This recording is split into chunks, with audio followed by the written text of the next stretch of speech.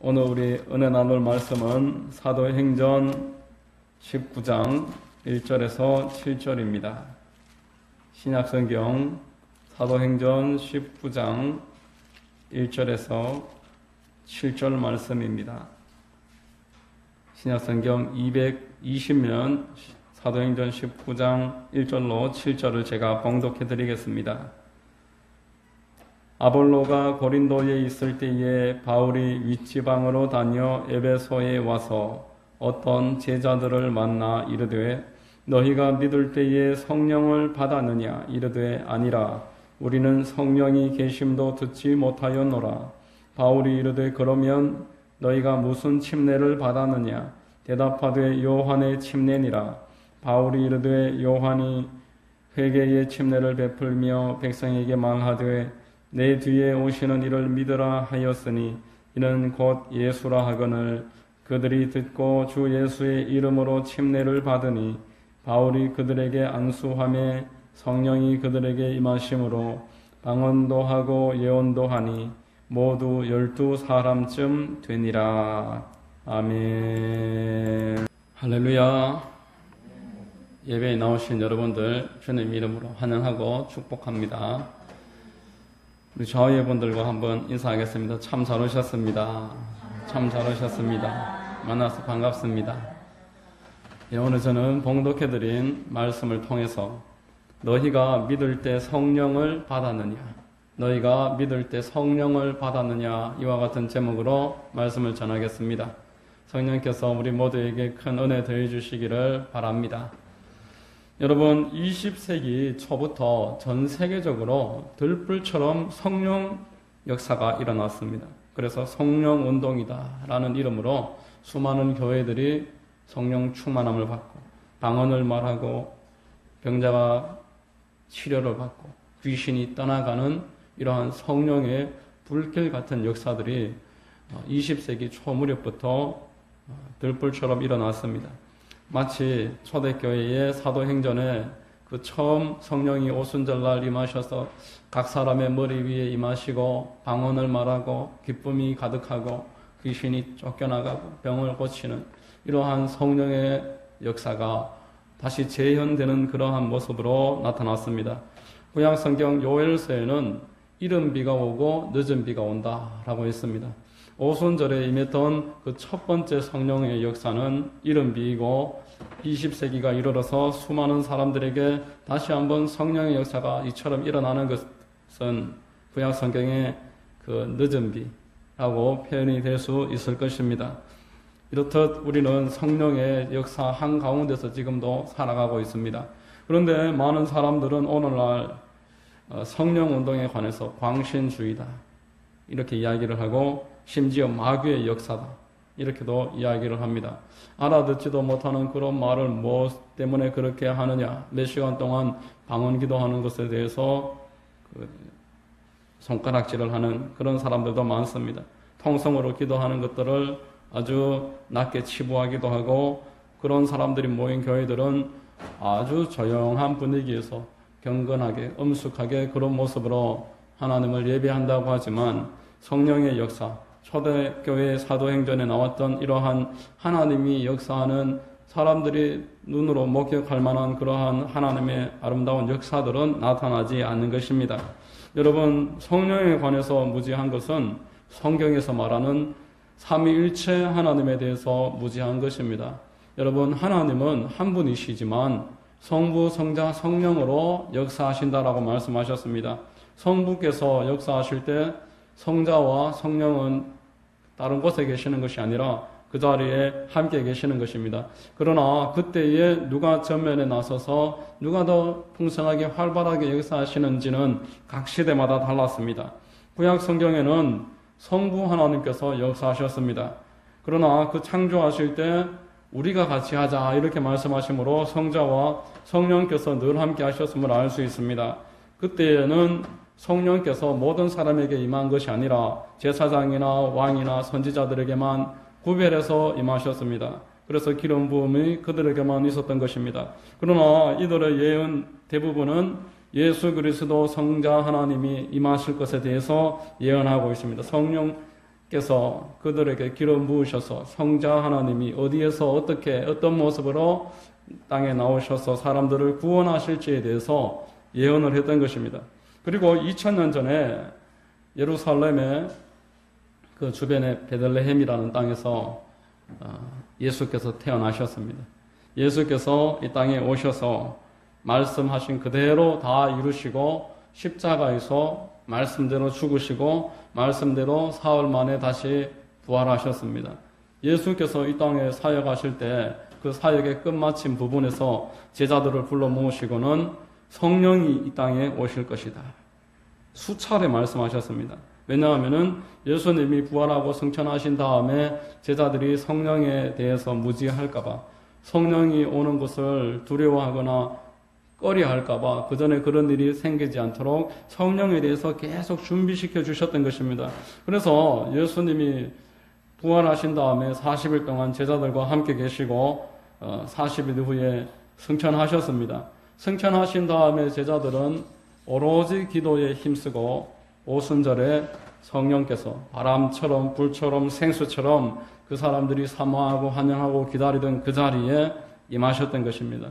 그 성령께서는 2000년이 지난 지금까지도 계속 역사하고 계십니다. 그 성령께서는 지금도 사람들의 마음에 예수님을 믿게 해주는 역할을 하시는 것입니다. 성령이 아니고서는 누구도 예수를 구주로 알 수도 믿을 수도 없습니다. 그러므로 저와 여러분들이 오늘 이 성령께서 역사하시는 이 시대에 예수님과 성령님에 관해서 분명한 지식이 있어야 될 것입니다. 첫 번째로 예수님과 성령님의 관계에 관해서 한번 생각해 보겠습니다. 여러분, 예수님과 성령님은 결코 분리할 수 없는 관계인 것입니다. 여러분, 예수님은 성령을 통해서 이 땅에 태어나셨습니다. 우리가 사도신경으로 신앙을 고백할 때 성령으로 잉태하사 동정녀 마리아에게 나시고 라고 말씀을 고백합니다. 성령으로 마리아가 수태한 것입니다. 누가복음 1장 34절로 35절에 마리아가 천사에게 말하되 나는 남자를 알지 못하니 어찌 이 일이 있으리이까? 천사가 대답하여 이르되 성령이 내게 임하시고 지극히 높으신 이의 능력이 너를 덮으시리니 이러므로 나실 바 거룩한 이는 하나님의 아들이라 일컬어지리라 이렇게 말했습니다. 천사가 마리아에게 와서 이제 너를 통해서 이 땅에 구원자가 나실 것이다. 마리아가 이 일에 대해서 너무나 부담스럽고 어렵게 생각하고 나는 아직 결혼도 하지 않고 남자도 모릅니다 라고 했을 때에 성령이 임하심으로 아이가 태어날 것이다. 그 아이는 그냥 사람이 아니라 여자의 후손, 창세기 3장에 예언되었던 여자의 후손, 그 여자의 몸만 통해서 이 땅에 오는 하나님이시다 말을 했던 것입니다. 여러분, 예수께서 나이 30이 되셨을 때 공생애를 시작하시기 전에 침례 요한에게 침례를 받으실 때 성령이 비둘기처럼 예수님에게 임하셨습니다. 예수님도 육신의 몸을 입고 있으셨을 때에는 성령의 기름 부음, 성령의 그 임재, 성령의 세례가 반드시 필요했던 것입니다. 누가복음 3장 22절에 성령이 비둘기 같은 형체로 그의 위에 강림하시더니 하늘로부터 소리가 나기를 너는 내 사랑하는 아들이라 내가 너를 기뻐하노라 하시니라. 여러분, 성부께서 말씀하시고 성령이 내려오시고 성자께서 성령으로 기름 부음을 받는 이 모습이야말로 삼위일체 하나님께서 늘 함께 일을 하신다라는 것을 아름답게 보여주시는 것입니다. 본격적으로 침례 요한이 죽임을 당한 다음에 예수께서 사역을 시작하실 때 그의 사역을 통해서 깜짝 놀랄 만한 기름 부음이 나타났습니다. 그 주변의 사람들이 저는 목수의 아들이 아니냐, 저의 누이들이 우리의 주변에 있지 아니하냐, 저가 어디서 저런 능력으로 저 일을 감당하는가, 사람들이 의아해할 만한 역사들이 나타났습니다. 그것은 성령의 기름 부음으로 성령께서 역사하심으로 나타난 사건입니다. 누가복음 4장 18절 말씀해 보면은 예수께서 이렇게 말씀하십니다. 주의 성령이 내게 임하셨으니 이는 가난한 자에게 복음을 전하게 하시려고 내게 기름을 부으시고 나를 보내사 포로된 자에게 자유를, 눈먼 자에게 다시 보게 함을 전파하며 눌린 자를 자유롭게 하고 주의 은혜의 해를 전파하게 하려 하심이라 이렇게 말씀을 했던 것입니다. 여러분, 성령께서 임하심으로 모든 하나님의 역사가 나타났습니다. 예수 그리스도께서 이 땅에 탄생하실 때도 성령으로 잉태된 모습으로 나타나셨고, 또 사역을 시작하기 전에도 성령이 그에게 임하셨고, 그 이후로 사역할 때마다 성령의 권능을 힘입어서 사역했습니다. 여러분, 우리가 거듭거듭 생각해야 될 것은 예수님은 우리에게 성령 충만함을 받아라 말씀했습니다. 예수님은 성령님을 당신과 동일한 분으로 서게 했습니다. 내가 이 땅에서 했던 일을 성령께서 똑같이 너희에게 주실 것이다. 요한복음 14장 17절에 보니까 그는 진리의 영이라 세상은 능히 그를 받지 못하나니 이는 그를 보지도 못하고 알지도 못함이라. 그러나 너희는 그를 아나니 그는 너희와 함께 하심이요 또 너희 속에 계시겠음이라 라고 말합니다. 여러분, 예수님은 처음 보혜사이십니다. 보혜사라는 것은 함께 계시고 도와주시는 분이다 라는 것입니다. 예수님은 이 땅에 오셔서 그 제자들을 가르치실 때, 그리고 그 수많은 무리들이 따를 때 도와주셨습니다. 그들이 아프면 고쳐주시고, 귀신이 그들을 누를 때 귀신을 쫓아주시고, 또 먹을 것이 부족할 때 먹을 것 주시고, 위로가 필요한 자들을 위로하시고, 그들의 모든 연약함을 해결해 주셨습니다. 문제를 극복할 수 있도록 도와주셨습니다. 이러한 예수 보혜사께서 떠나신다고 할 때 제자들의 마음이 얼마나 상심했겠습니까? 예수님이 가시면 우리는 이제 무엇이 됩니까? 낙심했을 것입니다. 이때 예수께서 말씀하시는 것입니다. 다시 내가 나와 똑같은 보혜사를 너에게 하나님께 기도해서 보낼 것이다. 요한복음 14장 16절에 내가 아버지께 구하겠으니 그가 또 다른 보혜사를 너희에게 주사 영원토록 너희와 함께 있게 하리니 라고 말합니다. 나도 보혜사인데 나와 똑같은 보혜사, 그분이 너희들에게 올 것이므로 너희들은 지금 내가 너희와 함께 있는 것과 동일한 역사가 너희들에게 있게 될 것이다. 너희들은 고아처럼 버림받는 일이 결코 없을 것이다. 내가 너희와 지금 함께 있는 것보다 너희에게 더 유익한 일이 있게 될 것이다. 너희들은 두려워하지 말고 염려하지 말고 오직 하나님이 약속하신 것을 기다리라. 이렇게 말씀을 하셨습니다. 여러분, 지금 예수 그리스도를 구주로 영접한 모든 사람에게는 보혜사께서 와 계십니다. 성령께서 보혜사로 예수께서 제자들과 2000년 전에 함께 동행하셨던 것과 동일하게 여러분들과 함께 계시는 것입니다.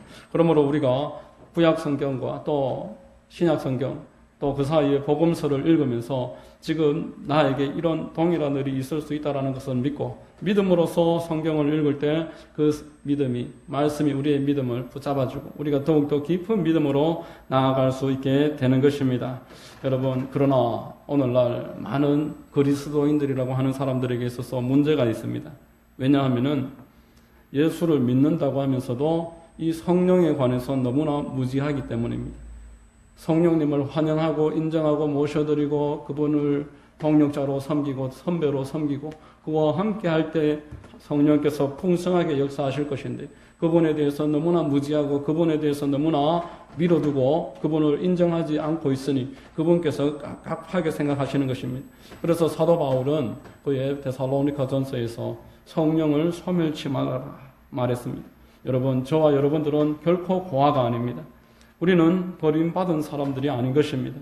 우리에게는 성령께서 계십니다. 그러므로 저와 여러분들은 이 성령님을 늘 환영하고 인정하고 모셔드리고 이분과 동행해야 하는 것입니다. 여러분, 예수께서 제자들이 찾아와서 늘 질문을 했습니다.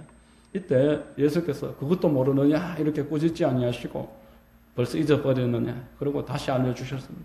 너희가 며칠 전에 있었던 일에 대해서 지금 벌써 잊어버리고 망각하고 있구나 그러면서 새롭게 깨닫게 해주셨습니다. 지금 우리는 그 보혜사 성령을 모시고 있기 때문에 항상 예수님께 제자들이 질문했던 것과 동일하게 우리도 성령님에게 여쭤볼 수 있습니다. 보혜사 성령이시여 가르쳐 주시옵소서. 보혜사 성령이시여 깨닫게 하옵소서. 결코 외면치 아니하십니다. 여러분, 성경을 읽다가 이해되지 않는 부분이 나타나면은 이때 성령님께 여쭤보십시오. 성령님, 이 말씀이 무슨 뜻입니까? 여러분이 성경을 읽을 때 그러한 태도로 읽기 시작을 하면은 성경을 보는 눈이 점점 빨리 열리기 시작할 것입니다. 그래서 하나님이 말씀과 기도로 진리를 보여주시면은 이 진리를 향해서 전심으로 기뻐하면서 경배할 수 있게 됩니다. 말씀과 기도가 우리를 하나님 앞에 경배하는 사람으로 만들어 주는 것입니다. 여러분, 성령님께 늘 의지하십시오. 성령님은 여러분들이 의지하는 만큼 경험할 수 있는 것입니다. 성령께서 우리에게 의지하는 만큼 경험을 주셔서 믿음을 주시고, 말씀을 물어보면서 이해하지 못하는 부분이 나타났을 때 계속 여쭤볼 때에 깨달음을 주심으로 믿음을 더해 주시고, 이렇듯 예수님과 성령님은 동일한 분이시다. 그분은 지금도 우리와 함께 계시고 우리의 보혜사가 되신다. 이것을 첫 번째로 알아야 되겠습니다. 두 번째로, 여러분, 보혜사 성령님은 예수님을 증거하십니다. 보혜사 성령님은 우리를 하나님께 나아가는 그러한 은혜를 날마다 부어주시는 분이십니다.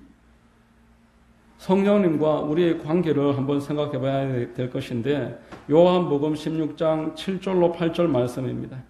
그러나 내가 너희에게 실상을 말하노니 내가 떠나가는 것이 너희에게 유익이라. 내가 떠나가지 아니하면 보혜사가 너희에게로 오시지 아니할 것이요, 가면 내가 그를 너희에게로 보내리니 그가 와서 죄에 대하여 의에 대하여 심판에 대하여 세상을 책망하시리라. 이렇게 말했습니다. 여러분, 성령님과 우리의 관계를 한번 다시 주목해 봐야 되겠습니다. 우리가 예수님과 함께 있는 것보다 성령님과 함께 있는 것이 더 큰 유익이 된다라는 것입니다. 사람들이 죄를 지어서 멸망하는 것이 아닙니다. 죄를 지어서 멸망하는 것이 아니라 이 죄를 가지고서 예수님께 나아가지 못하기 때문에 멸망을 당하는 것입니다. 예수 믿어야 구원에 이른다라는 것을 성령께서 깨닫게 해주시는 것입니다. 예수님이 십자가에 달리셔서 돌아가실 때 제자들이 다 도망가 버렸습니다. 성령께서 그것을 깨닫도록 도와주지 않았기 때문에 그들이 그것을 알지 못했던 것입니다. 예수님을 통해서만 우리가 의로워질 수 있습니다. 예수님의 의를 덧입는 사람만 하나님 아버지께 나아갈 수가 있는 것입니다. 마귀는 우리를 도둑질하고 죽이고 멸망시키기 위해서 이 땅에 왔다라고 했습니다. 이 마귀를 예수 그리스도의 이름으로 쫓아낼 수가 있고, 예수 그리스도의 이름으로 마귀의 일을 잠잠케 할 수가 있는 것입니다. 여러분, 우리가 예수 그리스도를 믿고 살아가지만 우리의 육신에 연약함이 있습니다. 이 세상에 우리를 하나님께로 나아가지 못하도록 가로막고 붙잡고 있는 것들이 있습니다. 그래서 사도 바울도 그의 로마서 7장에서 내가 마음은 원이지만 육신이 연약하다, 이렇게 표현을 했습니다. 로마서 7장 22절로 24절에 내 속사람으로는 하나님의 법을 즐거워하되 내 지체 속에서 한 다른 법이 내 마음의 법과 싸워 내 지체 속에 있는 죄의 법으로 나를 사로잡는 것을 보는도다. 오호라, 나는 곤고한 사람이로다. 이 사망의 몸에서 누가 나를 건져내랴 라고 말했습니다. 여러분, 죄를 짓고 낙담하고 있는 사람이 누가 이 악한 습관에서 나를 건져내랴, 이 죄악된 세상, 이 악한 사람들 속에서 누가 나를 보호하고 지켜줄 것인가, 이렇게 낙담을 하고 있습니다. 그리스도인들도 그렇게 신음하면서 지내고 있을 때가 많습니다. 이때 성령께서 이 일을 해주신다라고 성경은 우리에게 말씀하는 것입니다. 로마서 8장 1절, 그러므로 이제 그리스도 예수 안에 있는 자에게는 결코 정죄함이 없나니 이는 그리스도 예수 안에 있는 생명의 성령의 법이 죄와 사망의 법에서 너를 해방하였음이니라 라고 말을 했던 것입니다. 생명의 성령의 법이 우리를 죄와 사망의 법에서, 이 세상의 악한 자들과 우리 스스로의 마음속에, 몸속에 있는 죄와 죄의 습관들에서 우리를 건져주신다라는 것입니다. 그러므로 우리는 성령이 우리에게 이 일을 해주신다라는 것을 깊이 인식하고, 제자들이 예수님을 따라다녔던 것처럼 늘 성령과 동행하면서 따라다녀야 되겠습니다. 여러분, 성령께서는 우리를 능력을 대해주시는 분이십니다. 우리가 성령의 권능으로 충만받을 수가 있습니다. 사도행전 1장 8절에 오직 성령이 너희에게 임하시면 너희가 권능을 받고 예루살렘과 온 유대와 사마리아와 땅끝까지 이르러 내 증인이 되리라 라고 말했습니다. 여러분, 저와 우리 모두는 미약합니다. 우리 육신의 능력은 한계가 있습니다. 그렇지만 하나님은 권능의 하나님이십니다. 성령께서는 권능을 더하십니다. 예수께서도 이 땅에서 사역하실 때 성령의 권능을 받았습니다.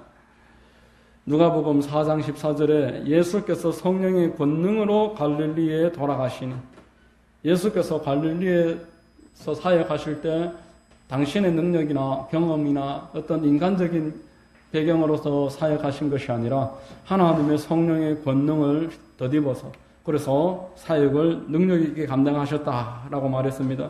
여러분, 성령께서 예수께 주셨던 그 권능의 일을 지금 저와 여러분들에게도 주시기를 원하십니다. 성령께서는 저와 여러분들이 하나님 앞에 기도하는 삶을 살 수 있도록 도와주십니다. 로마서 8장 28절에 이와 같이 성령도 우리의 연약함을 도우시나니 우리는 마땅히 기도할 바를 알지 못하나 오직 성령이 말할 수 없는 탄식으로 우리를 위하여 친히 간구하시느니라 라고 말합니다. 여러분들은 가만히 계시는데 성령님만 여러분들을 위해서 기도하는 것이 아니라 여러분들 마음에 기도하고자 하는 열정, 기도하고자 하는 뜨거운 마음을 주시고 또 여러분들의 영을 건드려 주셔서 방언으로서, 하나님 앞에 방언으로서 기도할 수 있도록 성령께서 도와주시는 것입니다.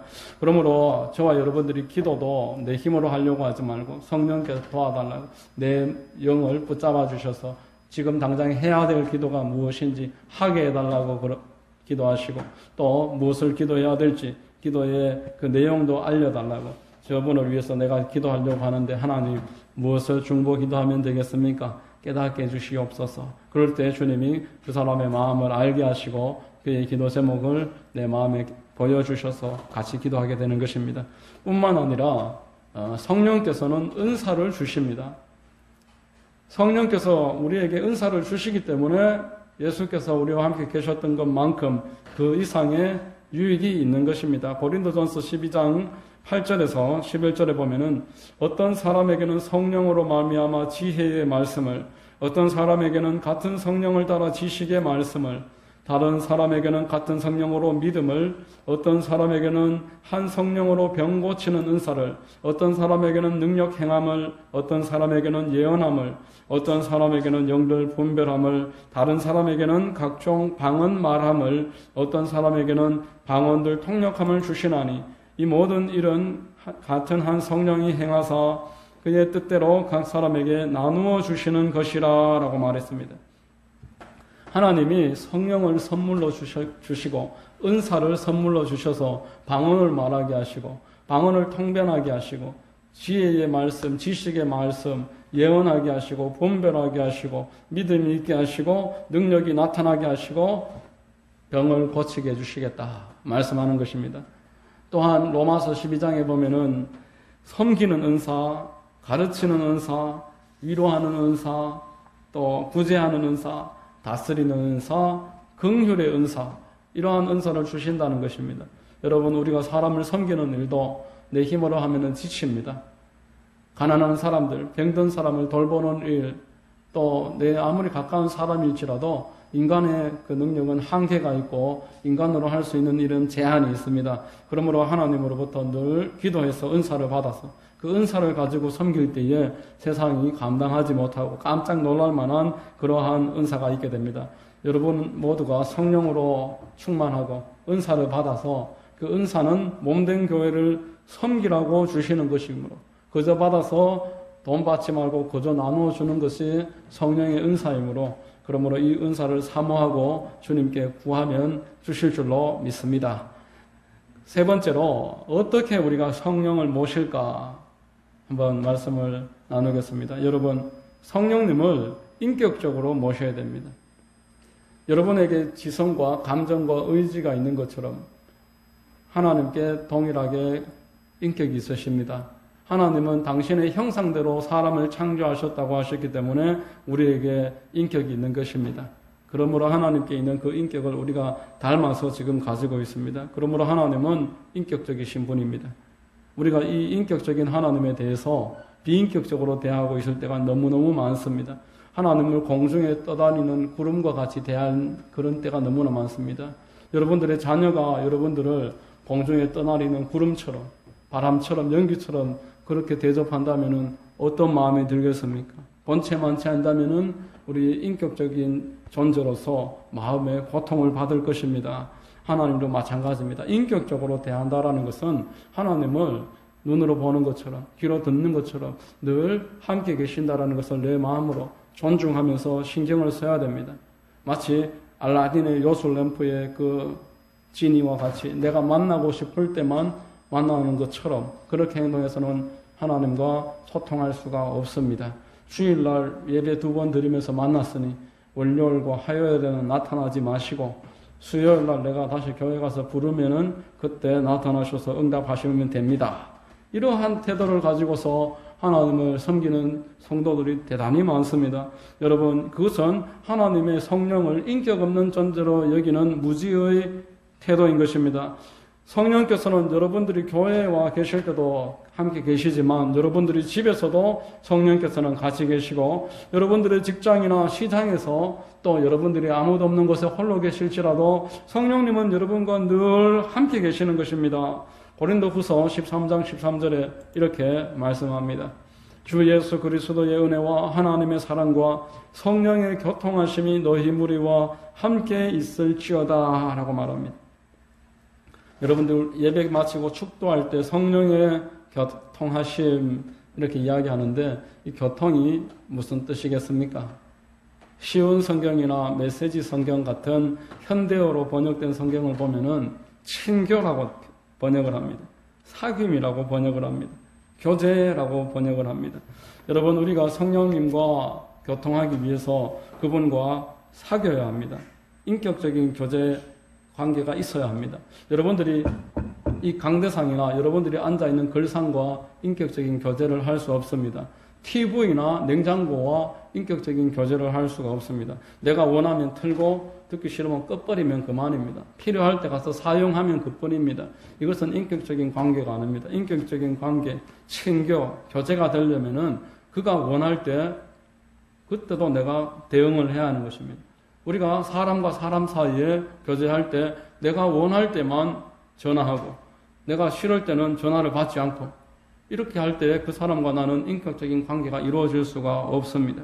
여러분, 성령님께 늘 내 옆에 계시는 것처럼 성령님 환영합니다. 감사합니다. 고맙습니다. 어떻게 할까요? 여쭤보고 성령님은 외면하지 아니하십니다.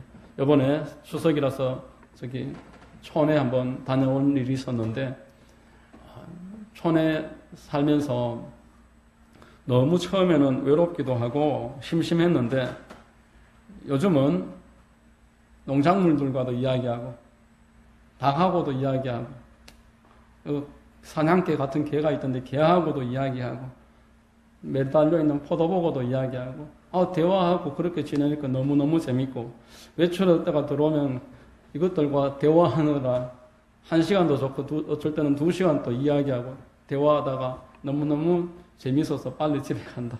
이렇게 이야기하는 분과 잠깐 대화를 했습니다. 여러분, 제가 그 이야기를 들으면서 깨달은 바가 컸습니다. 여러분, 처음에는 외롭고 처음에는 대화가 되지 않았지만 동물들한테도 계속 이야기를 해보니까 반응이 그때그때 다르고 동물이 감정이 있구나. 식물도 참 저것들이 자라가는 것들을 보면서 저것들과 내가 대화가 되구나 이런 이야기를 하는 것입니다. 여러분, 처음부터 교제가 쉽지 않습니다. 사람과도 마찬가지입니다. 아무리 피를 섞은 가족이라고 할지라도 1년에 한 번, 2번 만나서 잠깐 마주보고 있으면 할 말이 없는 것입니다. 그러나 계속 대화하고 묻고 대답 듣고 질문 받고 또 그것에 대해서 반응하고 이렇게 주고받거니 계속 하다 보면은 교제가 이루어집니다. 여러분, 계속 교제하는 이유는 그렇게 교제하면서 가까워지기도 하지만 그의 속마음을 알게 되는 것입니다. 그가 가지고 있는 문제가 무엇인지 교제를 통해서 알 수가 있습니다. 우리가 연수가 쌓여가지만 하나님에 대해서 어색하고 하나님과 기도하라고 하지만 할 말이 없고 성령님과 나 옆에 계신다고 하는데 그것도 사실 잘 모르겠고 이런 마음들은 내가 교제를 하지 않아서 그렇습니다. 성령께서 우리를 사랑하고 계시고 우리와 소통하기를 원하십니다. 성령께서 여러분들의 음성을 듣고 여러분들이 반응하기를 원하시며 그의 유용한 정보를 여러분들에게 주기를 원하십니다. 그러므로 저와 여러분들은 오늘부터라도 조금씩 시도하셔야 됩니다. 성령님 감사합니다. 오늘 이 하루를 허락해 주셔서 감사합니다. 오늘도 눈뜨게 하시고 오늘도 이 하루를 맑은 날 이 상쾌한 하루 시작할 수 있게 해주셔서 감사합니다. 이렇게 계속 소통 시작하시면은 성령으로부터 여러분들의 마음에 깨달음과 지혜와 믿음과 어떠한 유용한 정보가 계속 생깁니다. 하나님 앞에 성경을 펴놓고 모르겠습니다. 이 뜻이 무엇입니까? 여쭤보면은 반드시 성령님은 여러분들에게 알려주십니다. 이렇게 깊은 교제를 통해서 성령님과 가까이 할수록 예수님을 알게 되는 것입니다. 이렇게 성령님과 가까이 하지 않으면은 예수님이 희미해집니다. 내가 지금 뭘 하고 있지? 교회를 오래 다니지만 정말 하나님을 믿고 있는가? 이렇게 되는 것입니다. 여러분 성령님과 교제해야 되고 성령님께 늘 기도함으로 성령님을 내 속에 와달라고 간청하셔야 되는 것입니다. 오늘 사도행전 19장 2절에 사도 바울이 에베소 교회의 성도들을 만나서 이렇게 질문합니다. 너희가 믿을 때 성령을 받았느냐? 이르되 아니라 우리는 성령이 계심도 듣지 못하였노라. 이렇게 대답을 했습니다. 여러분 성령이 계셔야지만 예수를 믿을 수 있는데 예수를 믿는다고 하면서도 그 사람들이 성령이 계심도 나는 듣지도 못했노라. 이렇게 반응을 했습니다. 여러분 교회를 오래 다녀도 성령에 대해서 듣지 못하면은 무지한 것입니다. 연수가 쌓이고 직분이 있지만 성령에 관해서 무지할 수밖에 없는 그런 경우들이 얼마든지 있습니다. 그러나 여러분들이 지금부터라도 성령에 대해서 인정하고 성령님을 내가 환영하고 만나야 되겠고 성령으로 충만받아서 변화가 일어나야 되겠고 예수를 내가 지금보다 더 알아야 되겠으며 예수님과 동행해야 되겠다 결단을 하시면은 성령님은 지금도 여러분들에게 오십니다. 오늘 본문 19장 6절로 7절에 바울이 그들에게 안수하며 성령이 그들에게 임하심으로 방언도 하고 예언도 하니 모두 12사람쯤 되니라 이렇게 말했습니다. 여러분 성령께서는 사모하고 기도하는 자에게 임하십니다. 아버지께서 약속하신 것을 기다리라 옛날이 못되어 성령으로 세례를 받으리라 이렇게 말씀을 들었고 예수께서 승천하시자 제자들은 오로지 기도에 힘쓰므로 열흘째 되는 날 그들이 모인 그 오순절 마가다락방에 성령께서 임하심으로 그 땅에 사람들이 방언을 말하고 능력이 나타났던 것처럼 이미 벌써 초대교회가 한참 진행이 된 시점에 사도 바울이 에베소 교회의 선교를 다니다가 이미 믿고 있는 일단의 무리를 만났을 때 그들에게 너희가 믿을 때 성령을 받았느냐? 너희들이 예수 믿는다고 하지만 성령 충만하냐? 너희가 예수 믿는다고 말하지만 방언으로 기도하면서 하나님과의 소통에서 예언을 하느냐? 하나님이 주시는 마음으로서 이 일이 있을 것이라는 것을 미리 준비하면서 그렇게 신앙생활을 초자연적인 영역에서 하는 일들이 너희들이 경험이 있느냐? 이렇게 질문을 했을 때에 우리는 그런 게 있는 줄도 모릅니다. 이렇게 말할 때 사도 바울이 같이 기도하자. 우리 성령 받도록 기도하자. 우리가 성령 받아야지만 예수를 믿을 수 있고 성령 받아야지만 하나님이 너희에게 선명하게 나타난다. 너희들이 예수를 믿는다고 하지만 성령과 교제하는 일을 하지 않으면은 어느 순간부터 예수님과 관계없는 삶을 살기 시작하고 종교적인 형식적인 모습만 남게 될 것이다. 그러므로 지금부터 우리 함께 성령 받도록 기도하자 했을 때 에베소 교회가 함께 기도할 때 성령이 그들에게 임하셨다라고 본문은 우리에게 말하는 것입니다. 여러분 성령은 받아도 좋고 안 받아도 좋고 그만인 것이 아닙니다. 거울과 같습니다. 여러분 거울을 들여다보면 들여다볼수록 여러분들이 나타납니다. 성령을 들여다보면 들여다볼수록 그 안에서 성령이 나타나는 것이 아니고 예수 그리스도와 아버지 하나님이 나타나는 것입니다. 예수 그리스도를 믿기를 원한다면 반드시 성령을 받으셔야 됩니다. 성령을 받지 않으면 예배도 드리지 못합니다. 또 수요일이 왔구나. 교회를 또 가야 되는구나. 이제 와서 안 갈 수도 없고 그러한 마음으로 교회를 다니는 분들이 너무나 많습니다. 내가 지금 20년째 교회를 다니고 있는데 이제 와서 안 갈 수도 없고 또 주일이 왔구나. 이런 마음으로 교회를 가는 것은 성령을 모르기 때문입니다. 성령으로 복만 받은 사람은 그 마음에 예수를 사랑하는 마음으로 불일 듯이 일어나는 것입니다. 하나님 아버지에 대한 사랑이 넘쳐나는 것입니다. 여러분, 구약시대에는 아버지 하나님이 일하셨습니다. 그리고 신약시대가 시작되기 직전에 예수께서 오셔서 부활 승천하심으로써 이제 신약시대에는 이제 성령께서 역사하십니다. 우리는 이 성령님과 동행할 수 있고 소통할 수 있고 보혜사 성령님과 함께 할 수 있는 특권을 받은 사람들입니다. 예수님이 함께 계셨던 제자들을 부러워하는 분들이 많지만 이제 우리는 그와 동일한 보혜사 성령님을 모시고 그분과 함께 동역하면서 주의 나라를 세워나갈 수 있는 특권을 부여받은 자들입니다. 그러므로 이 성령의 시대에 의심하지 말고 계속 성령님을 인정하십시오. 바람처럼 불처럼 생수처럼 나와 동행해 주시옵소서. 이렇게 할 때 성령님이 여러분들을 외면하지 아니하시고 오늘날도 성령을 더해 주실 줄로 믿습니다. 이런 은혜가 있게 되시기를 예수님의 이름으로 축원드립니다. 기도하겠습니다.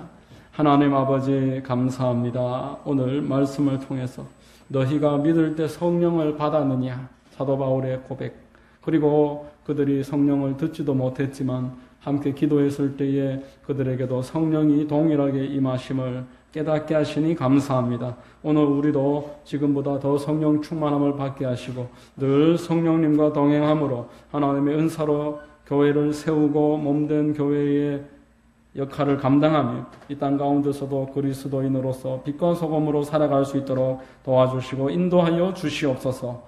예수 그리스도의 이름으로 감사하고 기도하옵나이다. 아멘.